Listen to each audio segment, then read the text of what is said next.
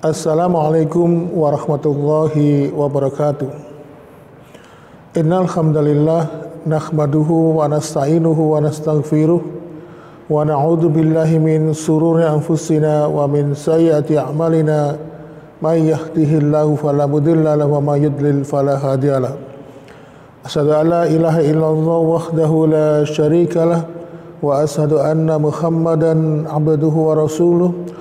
Allahumma sholli wa sallim wa barik ala Muhammadin wa ala alihi wa ashabihi wa man tabi'ahum bi ihsanil yaumiddin. Fa ya ibadallah usikum wa nafsi bi taqwallah faqad fazal muttaqun.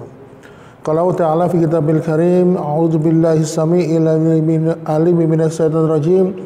Ya ayyuhalladzina amanu taqullaha haqqa tuqatih wa la tamutunna illa wa antum muslimun. Ma'asyiral muslimin, alhamdulillah senantiasa kita bersyukur kepada Allah Subhanahu wa taala yang telah memberikan berbagai macam nikmat-nikmatnya kepada kita sekalian. Sehingga pada kesempatan pada hari ini kita dipersuakan kembali oleh Allah dalam suatu majelis yang membuat hati kita bahagia. Dan kebahagiaan itu adalah ketika Allah Subhanahu wa taala senantiasa mencurahkan rahmatnya, hidayahnya, inayah serta taufiknya kepada kita sekalian. Sehingga pada kesempatan hari ini kita dapat diberikan kesempatan bersua kembali dalam kajian yang semoga dalam kajian ini kita akan mendapatkan kemanfaatan yang begitu besar, karena dengan hanya hadir saja dalam majelis ilmu tentunya Allah sudah membuka pintu rahmat untuk hamba-hambanya. Oleh karena itu, ma'asyiral muslimin, mengikuti teladan yang telah dicontohkan oleh baginda Nabi Muhammad SAW, dan akhirnya keteladanan itu juga diikuti oleh para sahabat, maka kita pun juga berhak untuk menteladaninya. Yaitu apa? Ketika Nabi itu mendapatkan nikmat, maka tidak ada harga yang pantas untuk membayar semua kenikmatan itu, kecuali kenikmatan itu senantiasa dibayar dengan meningkatkan iman dan takwa kita kepada Allah Subhanahu wa taala. Maka marilah kita senantiasa meningkatkan iman dan takwa kita kepada Allah dengan implementasi yang sederhana mungkin, dengan menjalankan segala apa yang telah diperintahkan oleh Allah dan Rasul-Nya, dan menjauhi apa-apa yang telah dilarang oleh Allah dan Rasul-Nya. Ma'asyiral muslimin wa zumratal mu'minin rahimakumullah, kita baru saja melewatkan sebuah fenomena alam, di mana fenomena alam ini adalah salah satu bentuk kebesaran Allah Subhanahu wa taala, yaitu gerhana bulan, yang dimana diperkirakan akan masa puncak dari gerhana bulan itu adalah pukul 1 malam nanti malam, Nah, ma'asyiral muslimin, fenomena gerhana ini sebenarnya bentuk berita dari Allah Subhanahu wa taala sebagai bentuk informasi kepada kita bahwa Allah Subhanahu wa taala itu berkuasa atas segala sesuatu.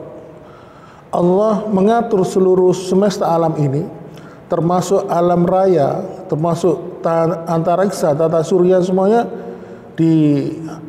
diatur oleh Allah Subhanahu wa taala.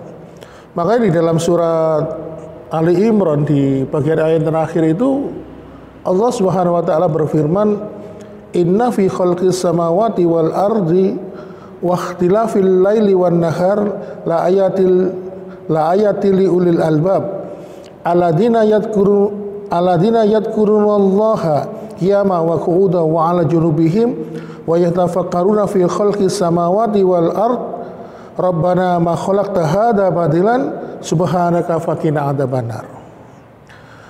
Di situ Allah mengatakan sesungguhnya di dalam penciptaan langit dan bumi dan silih bergantinya siang dan malam itu ada tanda-tanda kebesaran Allah bagi orang-orang yang mengingatnya. Walaupun orang itu mengingat dengan sambil berdiri, sambil berbaring, terus kemudian mereka bertafakur mengingat tentang penciptaan Allah Subhanahu wa taala.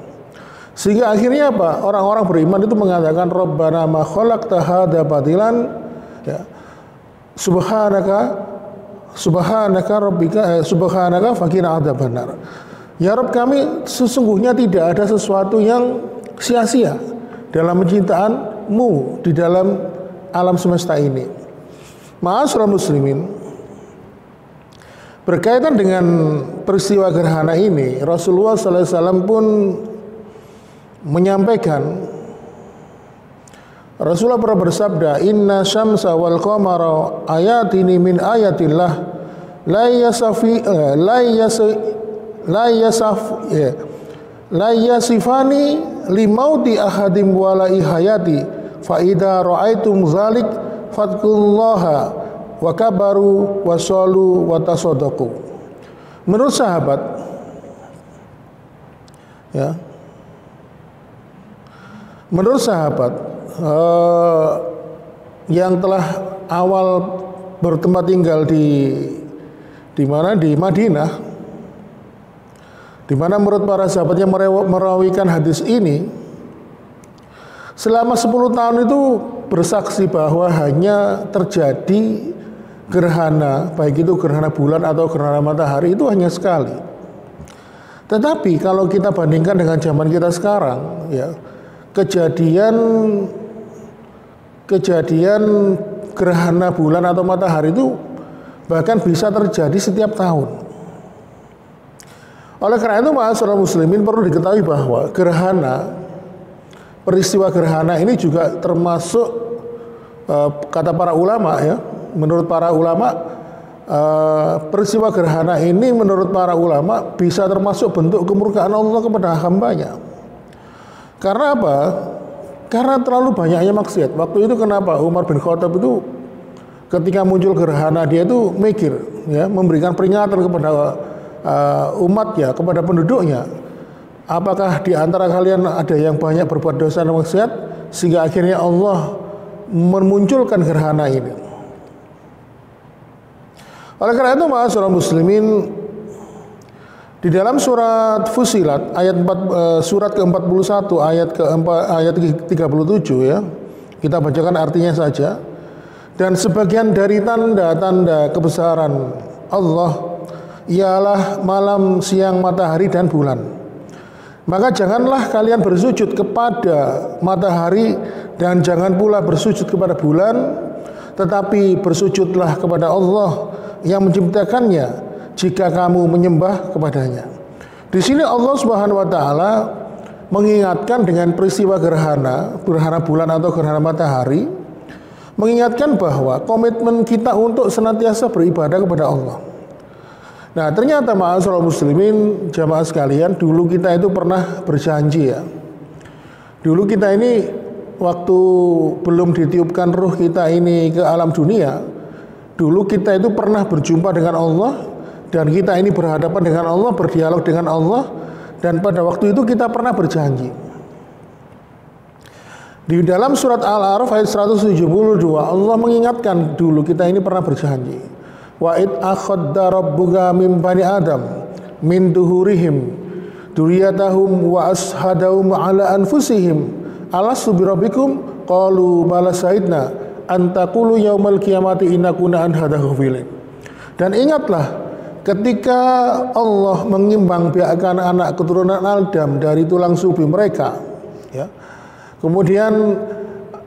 Kemudian dimintai persaksian atas jiwa mereka masing-masing. Alastu birabbikum, bukankah aku ini Rabbmu? Qala bala sahidna. Mereka mengatakan kami bersaksi ya Allah. Lalu di akhir ayat itu Allah wanti-wanti, antaqulu yaumal qiyamati inna kunna an hadza ghafilin. Dan janganlah kalian nanti lupa dengan perjanjian ini. Dan ternyata ma'asyiral muslimin, akhirnya setelah itu ruh kita ini ditiupkan ke dalam rahim ibu kita, sehingga akhirnya kita dilahirkan di dunia. Ketika kita lahir di dunia, kita kembali diingatkan oleh Allah, ya, tentang perjanjian dulu kita itu pernah berjanji dengan Allah, menyembah Allah, mengesahkan Allah, ya, bertauhid kepada Allah. Lalu bagaimana caranya Allah mengingatkan janji kita dulu dalam kehidupan dunia? Maka diutuslah seorang nabi dan rasul. Sebagaimana Allah Subhanahu wa taala berfirman di surat An-Nahl ayat 16 ya. Surat An-Nahl surat ke-16 ayat ke-36 insyaallah. Walaqad ba'atsa fi kulli ummatin rasulan an ibudullaha wajtanibut taghut. Dan sungguh telah kami utus seorang nabi dan rasul ya kepada setiap umat ini. Apa seruan nabi dan rasul ini? An ibudullaha, sembahlah Allah ya. Ikutilah Allah, ikutilah aturan-aturan Allah. Berserah dirilah kepada Allah. Wajtanibut taghut, dan janganlah engkau mengikuti kesesatan dari para taghut itu. Makanya ma'asyiral muslimin, ketika kita di dunia ini kita diberikan agama oleh Allah yaitu Islam. Dan Islam ini adalah agama yang diturunkan oleh Allah untuk penduduk manusia di muka bumi ini. Dan setiap manusia itu tergantung ikut nabi siapa, ikut umatnya siapa. Karena Allah menurunkan seorang nabi dan rasul untuk setiap umat. Dan kita ini adalah umatnya Nabi Muhammad SAW. Kemudian karena kita ini di dunia, kita pasti akan mati dan kembali kepada Allah, sehingga akhirnya Allah pun wanti-wanti ya kepada kita agar kita ini menjadi orang bertakwa, agar kita ini senantiasa memegang iman Islam kita ini dalam kehidupan dunia sampai mati. Makanya ayatnya itu sering dibaca oleh para khatib Jumat. Ya ayyuhalladzina amanu taqullaha haqqa tuqatih wa la tamutunna illa wa antum muslimun. Hei orang-orang beriman, bertakwalah kepada Allah, wala tamutunna, dan kamu jangan mati sekali-kali mati illa wa antum muslimun, kecuali kamu dalam keadaan berserah diri kepada Allah. Keadaan berserah diri itu bisa ditafsirkan sebagai hamba-hamba yang beriman dan berislam kepada Allah Subhanahu wa taala. Makanya kenapa Allah Subhanahu wa taala menurunkan Muhammad ini di akhir zaman ini, sehingga dalam sebuah hadis Bukhari Rasul pernah menyampaikan, waladhi nafsu min hadil ummati yahudiyun aw nasraniyun summa yamutu walam yu'min billadhi ursiltu bihi lakana min ashabin nar. Demi jiwa Muhammad yang berada di tangannya Allah, tidaklah mendengar ketika aku diutus ke muka bumi ini, termasuk terhadap orang-orang Yahudi dan Nasrani, summa yamutu walam yu'min, dan apabila mereka kaum Yahudi dan Nasrani ini mati dalam keadaan walam yu'min, tidak beriman dengan apa yang aku sampaikan ini, kata Rasulullah, maka sungguh tempat tinggalnya ada di neraka. Kemudian diingatkan lagi oleh Allah di dalam surat An-Nisa ayat 56, innalladzina kafaru bi ayatina sawfa nuslihim nara kullama najat juluduhum jadalnahum juludan ghairaha liyasuqul azab. Innalladzina kafaru, bagi orang-orang yang dulu dalam kehidupan dunia mengingkari ayat-ayat kami, sawfa nuslihim nara, maka mereka akan kami masukkan ke dalam neraka. Kullama najat juluduhum badalnahum juludan ghairaha liyasuqul azab, dan kami masukkan mereka ke dalam neraka, lalu kami bakar kulit mereka sampai hangus ya. Lalu kami kembalikan seperti sedia kala, lalu kami bakar lagi sampai hangus liyasuqul azab, agar mereka ini senantiasa merasakan azab siksaan kami. Inilah ma'asyiral muslimin. Jadi peristiwa gerhana ini semakin menegaskan kepada kita tentang konsep kita ini beriman, bertauhid kepada Allah Subhanahu wa taala. Karena sesungguhnya Allah telah memberikan petunjuk, telah menunjukkan informasi tentang kebesaran Allah lewat peristiwa gerhana ini. Makanya Rasulullah SAW ketika beliau berkhutbah ya, dalam khutbah salat gerhana, beliau bersabda, inna syamsa wal qamara ayataini min ayatillah, sesungguhnya matahari dan bulan itu adalah dua tanda-tanda kekuasaan dan keagungan Allah Subhanahu wa taala. La yankasifani li mauti li ahlil mauti akhadim wala hayati. Apabila terjadi keduanya, tidak terjadi pada keduanya gerhana, kematian karena kematian atau kehidupan seseorang. Maksudnya begini, gerhana matahari atau gerhana bulan itu terjadi ya, bukan karena meninggalnya anaknya Nabi Muhammad SAW, bukan. Kebetulan anaknya Nabi Muhammad itu ada yang meninggal ketika umur 16 bulan, dan kematian ini bukan menjadi sebab munculnya gerhana. Ya, maka peristiwa gerhana ini adalah murni bentuk kebesaran dari Allah Subhanahu wa taala. Maka tidak boleh kita hubungkan dengan peristiwa-peristiwa tertentu, misalnya tentang kematian seseorang. Lalu Rasulullah SAW pun melanjutkan sabdanya, fa idza ra'aitum fardza'u ila shalah, maka apabila kalian telah melihat ya gerhana tersebut, baik gerhana matahari atau gerhana bulan, maka bersegeralah untuk mengerjakan sholat. Kalau dalam riwayat lain disebutkan fa idza ra'atum dzalik, jika kalian melihat gerhana tersebut, fatullaha, maka berdoalah kepada Allah Subhanahu wa taala, wa kabbiru, maka bertakbirlah, wassallu, dan kerjakanlah sholat. Dan alhamdulillah sebagaimana yang insya Allah akan kita kerjakan nanti malam ya, kita akan mengerjakan sholat, wa tasodaku, dan bersedekahlah kalian.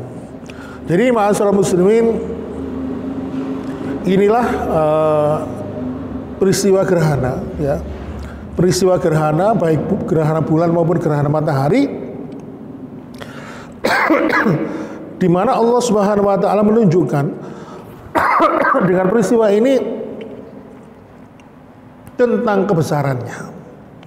Oleh karena itu ma'asyiral muslimin, mudah-mudahan apa yang singkat pada penyampaian di malam hari ini bisa memberikan kita pemahaman baru, bisa memberikan kita semakin istiqomah, bisa memberikan kita dorongan semangat untuk menetapkan hati kita, iman kita hanya kepada Allah Subhanahu wa taala. Dan sebelumnya mohon maaf bila ada kekurangan, dan baiklah kita akhiri pertemuan kita pada malam hari ini dengan doa kafaratul majelis. Subhanakallahumma wa bihamdika asyhadu an la ilaha illa anta astaghfiruka wa atubu ilaik. Wassalamualaikum warahmatullahi wabarakatuh.